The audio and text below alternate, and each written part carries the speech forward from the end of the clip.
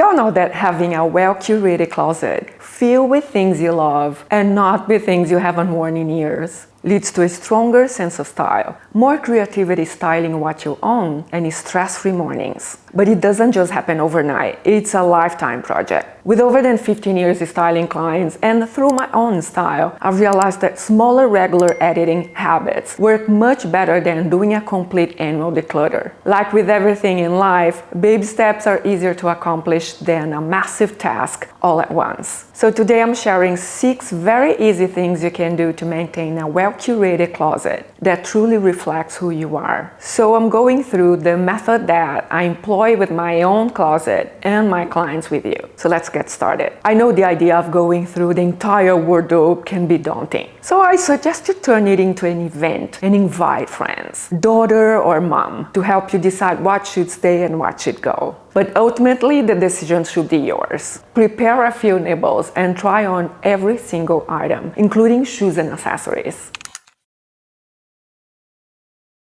Start by trying on the items that you find that no longer fit. Leave no stone unturned. This is probably the hardest yet most important part. You have to try on everything and really decide whether it should stay or go. This is also when you are going to really learn a lot about fit, how fabrications fall in the body, etc. When I do this session with my clients, that's when they get most knowledge on their style and what works for them and not. Get rid of everything that doesn't fit you anymore. Even if they fit one day, chances are they would be dated anyway. So detach.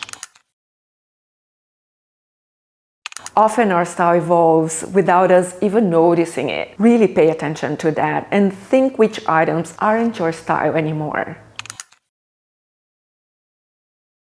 If you think that we only wear 20% of our closet, think about the 80%. It's all the emotional, impulsive buys. The things that no longer fit, that you hope one day does, expensive items that you think you can't get rid of. Everything here is very personal and an opportunity to get to know yourself better and know that you have lived without those things so far. So let them go. Detach once more. It might sound counterintuitive, but regularly looking for stains on clothes, worn out pieces, ripped pantyhose is super important. There's nothing more stressful than wanting to wear something when you are in a hurry, only to find out the item is dirty, ripped, or the hem is undone. Normally basics don't have longevity. Things like t-shirts, underwear, socks, stockings are high rotation items and have to be pristine. It's the perfect time to write a list of what you feel needs to be replaced or is missing. And why not score some great deals during the sales with parsimony?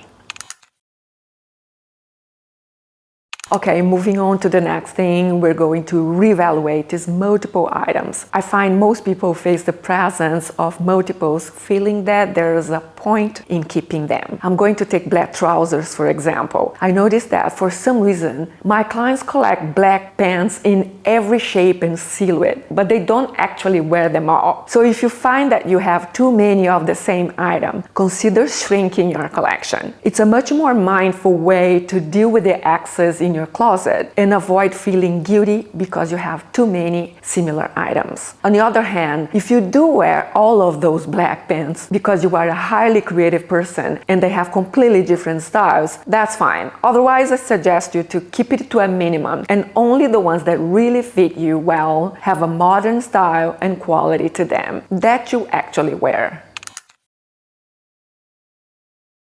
Finally, detach. As hard as it may be parting ways with certain items, be it an item of clothes that you want to fit in one day, or it's an expensive bag or a scarf, whatever it might be, it's really necessary to do it sometimes. Take shoes, for example, because these are the items that date the quickest in our closets. If they have been sitting there for months or even years, I think you're able to use that data set to understand that if you're not really motivated to wear them, you have to make a quick call. Don't let it pile up, otherwise they can become dated before you even wear them. Only keep the ones you know for sure you're going to wear to death. Maybe keep only a few very timeless and classic styles for special occasions so you don't need to run and buy them if something comes up. But that's it. Refrain from thinking, what if I need them? Or you end up with a lot of hardly worn daily shoes. The theme here is being detachment, right? It's an exercise that's so liberating. Developing discernment as of why we keep certain things can take a bit of practice. So I suggest you to take a mental snapshot of the state you're in when you're doing this. It can become a huge part of your personal style development, because ultimately, when you know the mechanics behind impulse buying,